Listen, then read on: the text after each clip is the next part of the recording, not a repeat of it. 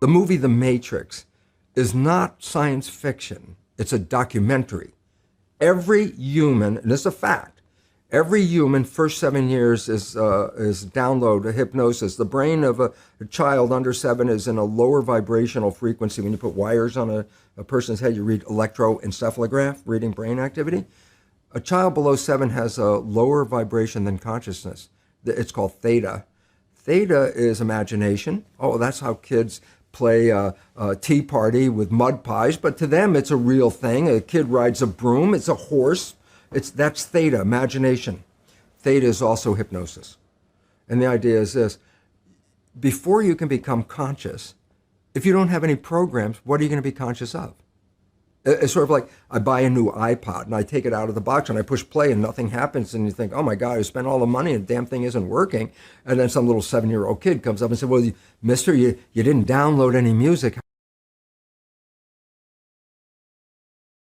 You ever heard of the Bob Ross theory? No, I haven't. There's a theory that Bob Ross paints the landscapes and paints the areas of places where he hid bodies. What? Yeah. Nah. So take this in. This painting, it's called Happy Little Accidents. This painting is an exact comparison to this real life place with this tree. Okay. And at this location, they found 5 dead women, half eaten alive. Half eaten? And buried under the tree. Where is this? I think this is in the States somewhere. But keep in mind the title, Happy Little Accidents. So Happy Bob Ross painted it and titled it Happy Little Accidents. Why is that such a sus name? You know what I mean? Are his other paintings also oh, there's murder. There's another one that's like betrayal and grief. Oh, there's different titles. Yeah. But the theory goes that every single painting that he's done is a clue, or at least even the exact location of where he hid these bodies that he's killed. Oh, so he's killed. Yeah, he's killed. What? So we all know that Antarctica is probably the most mysterious continent in the world, but there's a new theory blown up that's so wild that it might change your perception of the continent altogether. The theory suggests that instead of Antarctica being a giant ice continent at the bottom of our Earth, it's actually a giant ice wall that circles all the continents that we inhabit. And although at first this might sound like somebody just randomly came up with this theory because they were bored, this is actually not the first time that this has been talked about. In 1892, a new standard map of the world was released called the Gleason map, and it depicts Antarctica going around our continents just as the theory states. And ironically, the United Nations logo is very similar to the Gleason map as well. Now this theory actually gets much deeper because some people believe that if you make it past this ice wall, that you would run into many more continents that are purposely being hidden from us. But what do you think about all this? I got a video of a pilot who claims to have actually went to the ice wall and have recorded it. I want you to check out the video and then leave your opinion about what you think about this theory altogether.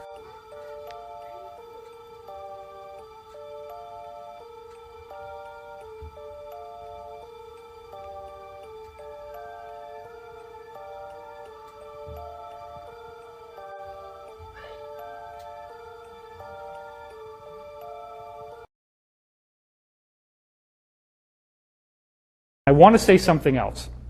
One of the things that I learned from whistleblowers from the cabal itself is that they have to work within something they call the rules. And this is very, very important. So I really want to make sure that this gets into the film. The rules are a body of spiritual principles that they must follow in order to be allowed to exist. Now, what do I mean by allowed to exist? I mean that they are aware that there are benevolent forces that will prevent them from achieving their goals unless we give them permission to enslave us. Now think about that. Well, I didn't give them permission. So why did they put this plan for 3 world wars on display in a book that's hanging there open behind glass in the British Museum Library of London? And those 3 world wars that they're outlining are exactly World War I, World War II, and the war on terrorism. Because the rules state that they have to tell us what they're doing. Therefore, if we allow it to happen, we have consented to tyranny, we have consented to enslavement. Now, if you get into the secret history of the cabal, this was rediscovered by Queen Elizabeth, the original Elizabeth that we've heard about from the 1500s.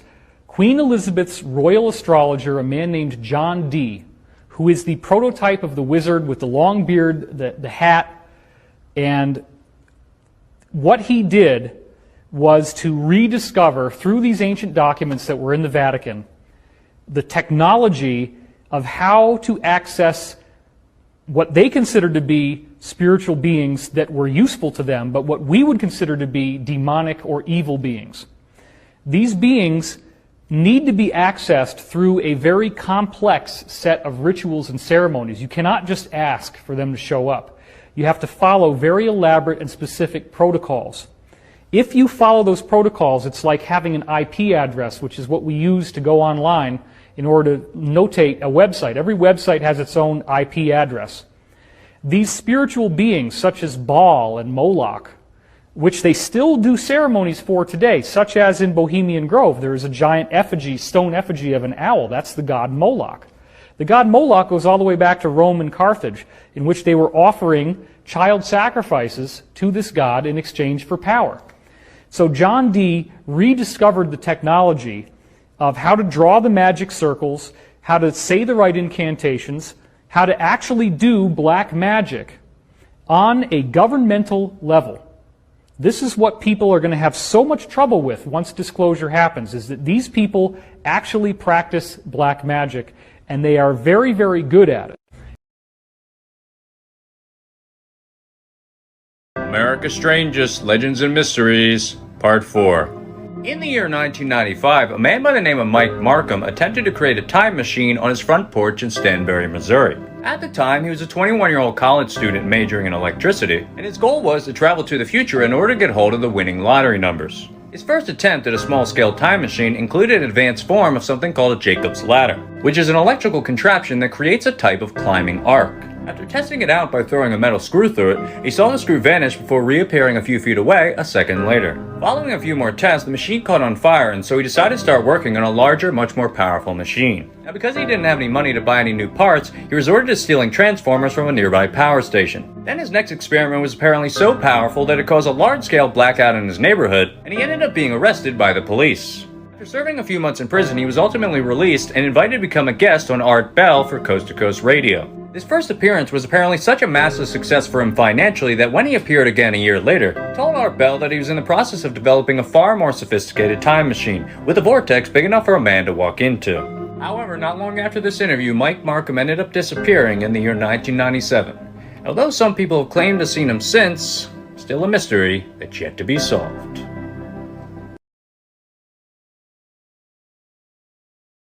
Recently, I've been making a few videos talking about how Antarctica may be a giant ice wall that circles the continents that we live on instead of being a giant continent itself. Also mention how some people believe that past this Arctic wall, there are many continents that are purposely being hidden from us. What's interesting is that in 1954, a U.S. naval officer named Richard E. Byrd went on national TV and said some statements involving a continent that may be being hidden from us. Check it out real quick. Pole. Is there any unexplored land left on this earth that might appeal to adventurous young Americans? But strangely enough, there's left in the world today an area as big as the United States that's never been seen by a human being. And that's beyond the pole, on the other side of the South Pole, from Middle America. Now, only a few years after saying this, in 1957, Richard Byrd passed away. A year later, in 1958, NASA was formed, and then a year after that, in 1959, the Arctic Treaty was signed. As far as what's on these continents, the theories range from there being prehistoric creatures, such as mammoths, on these continents, to others believing that there are very advanced civilizations on these lands, some going as far as to say that this is where aliens really come from and not from outer space. But what do you think about all this? Leave a like and a follow if you want me to talk deeper about these civilizations, and leave your opinion in the comments. Yesterday, I made a video about a theory involving Antarctica that's been blowing up recently, and now I want to go into a little more detail about it. To sum this theory up, the theory suggests that instead of Antarctica being one giant continent at the bottom of the earth, it actually goes around each and every continent that we inhabit.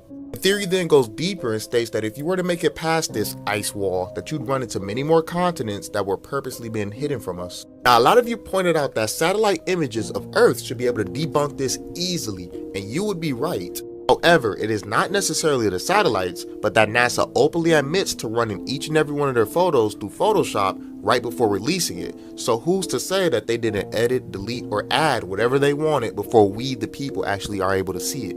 Also found it pretty interesting that if you look at some of these satellite photos of Earth, for example, back in 2012, North America is about twice as big as it was in 2007. I already talked about how the Gleason map in 1892 depicts Antarctica going around our continents, but there was also a 1,000-year-old map found in a temple in China that not only depicts our continents within a circle, but shows over 20 other continents that we've never seen before outside of this circle. Leave a like if you want me to talk about these continents. But what do you think about all this? I got a video of some fishermen from Australia who happen to have traveled a little too close to Antarctica from where they were originally at. Check out what happens to them and then leave your opinion about all this in the comments. Stop, Josh. They take it seriously. What did they say? You got to yield. You can't just fucking. They think you're going to charge them. We don't know for sure, but we think they did.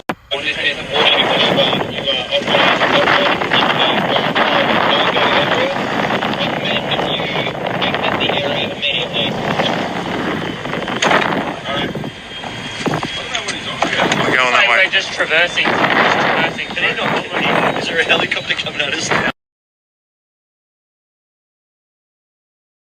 Natural and artificial flavoring is dead cloned fetus. Look it up. No way. Let's find out. A flavoring development company named Synomics that uses embryonic fetus cells looked into HEK293, which are the kidney cells of aborted human fetuses. They got a bunch of patents filed for it and sold it to manufacturers like Kraft, Pepsi, Nestle. It is not a flavor in itself, it just mimics taste receptor cells. Nowadays, they make all this stuff in a lab, which they just clone the original cell. Here's a little list of products with HEK293 in them. So if this isn't something that you want to eat, go ahead and watch out for natural and artificial flavors. And make sure to hit follow to learn the labels.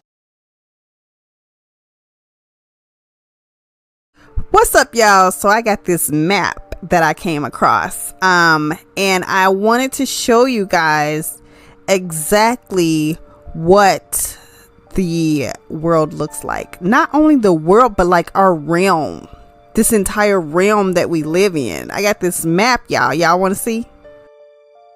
Okay, so all these worlds that y'all see, these are actually worlds, like planets with their own domes. Everybody has their own dome, and there is us, there's Earth right there, not like how the maps show it, just exactly how flat Earth shows it. That's us right there. And look at all the lands outside of Earth. Look at Asgard, look at Atlantis, Lemuria. Like, these places actually still do exist. Lands of mermaids. Like, we are not alone by far. Like, they want us to believe that we are the only ones on this plane, and we are not. There are other like worlds in our domain, like in our realm. And so you see lands of Mars, you see Venus, you see Neptune. Look, the Anunnaki lands, y'all know who they are, so don't get it twisted. Nos Confunding on YouTube is the guy that put me up on this map. Yes, you do have to pay for it, but it is well worth it. And I mean, he's got a world of knowledge on his YouTube channel, so make sure you go and check him out. But I mean, look at all these worlds that are in our realm. Everybody has their own dome. And when we look at planets in our sky, we're not look at Mercury, look at Venus. We're not looking at the actual planets. Like, there are not planets. We are looking at the electromagnetic field of their dome. That is exactly what we see. That is the reason why it doesn't look, like a regular, planet that they're showing us those pictures from NASA. No, those are not real. You see Nibiru, you see, Neptune, all these like places, we're seeing their electromagnetic field from their dome. Everybody has a dome. We even have a great dome. If you look at the edge of this picture, there's a great dome. So all of these places are inside of one dome. Follow for more.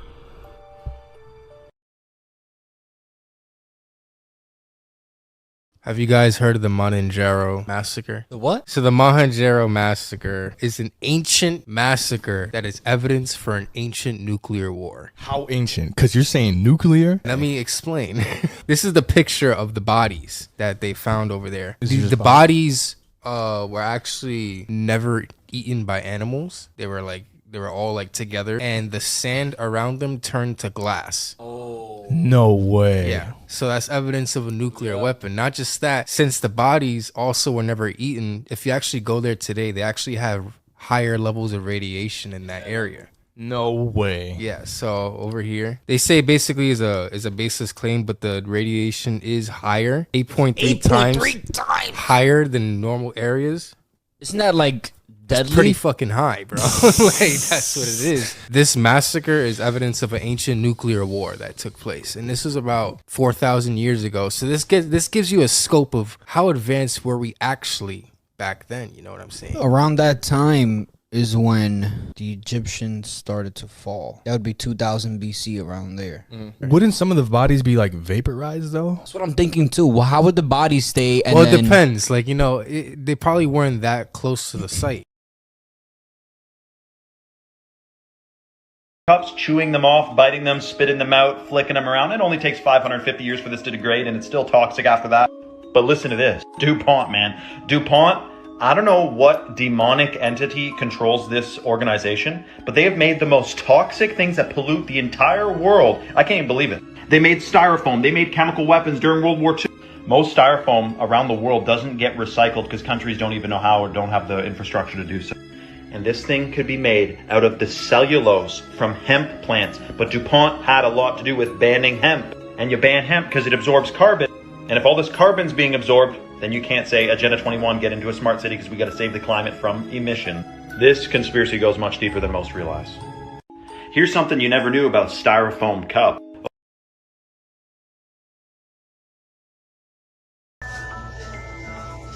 Let's talk about this, y'all.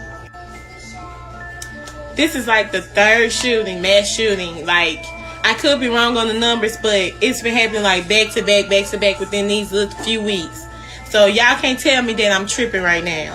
Like, y'all really putting in overtime to make these things happen. Y'all are really trying to keep these people blind, distracted from what y'all are doing. What y'all done already did. What y'all got coming. So, I'm here to let y'all know what they are hiding, why they keep doing all of this. All of the stuff that y'all see on the news ain't real, which we know that. But I'm not going to say that all of these killings are fake either. Like, it could really be, you know, people really getting killed. Innocent people.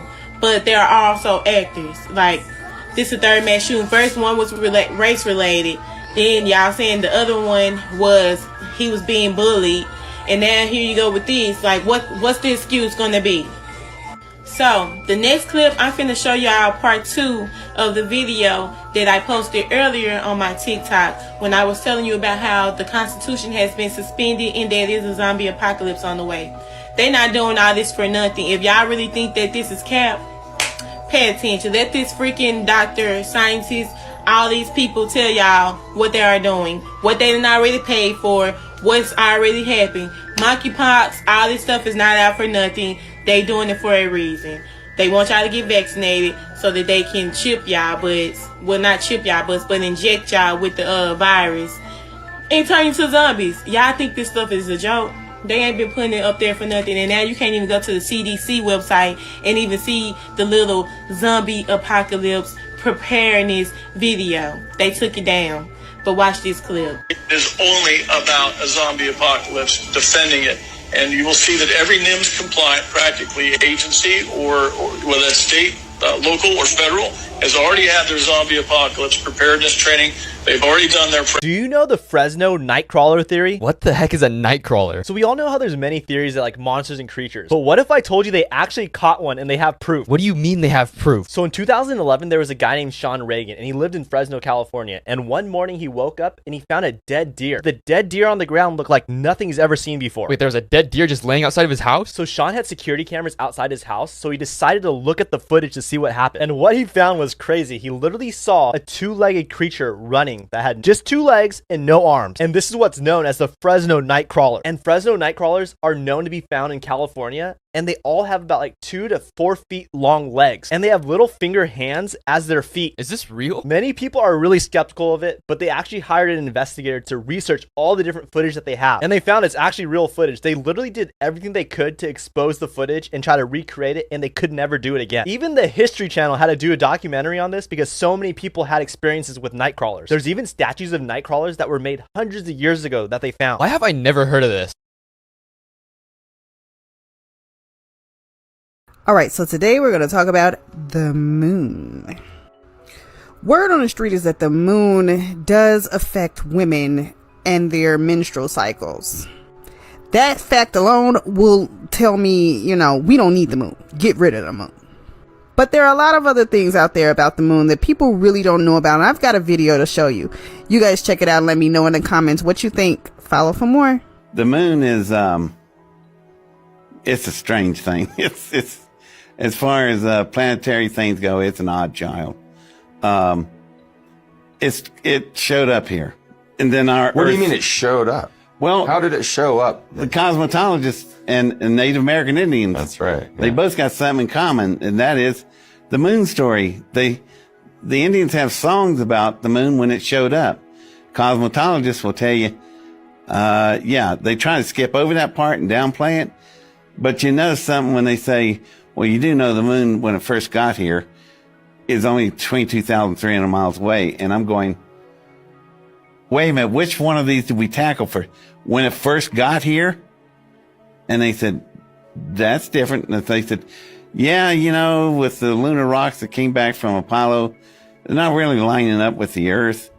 There's a, 500 million year discrepancy in age. And so you're telling me it wasn't a chunk of Earth? Then. Yeah. So I went, well, the old collision theory is not right. Then he goes, right. And he said it's caught in a tidal lock where it doesn't rotate. And as big as it is, has no magnetic fields. No poles, right? No molten core. Mm-hmm. And that's why there's no atmospheres. No Van Allen radiation belts like with us. And I thought, yeah, that's... And when it first got here, from day one, it's been moving about 1.33 inches back each orbit. And now it's 238,000 miles away. But wouldn't it, if it was a real moon, wouldn't the momentum of that... I can show you on a blackboard. Right. The sheer mass forces that are involved, you're not going to stop a body mass of that magnitude, 22,300 miles out from a planetary body that's, 10 times its mass. You got a thing called momentum. It's got to be answered, and it's just like stopped. Right. And the point it stopped was interesting, 22,300 miles. That's geostationary where we put all our satellites. So I said, well, what happened? They all stopped right there, jumped off of this like a bunch of fleas, jumped over on the planet Earth and started things.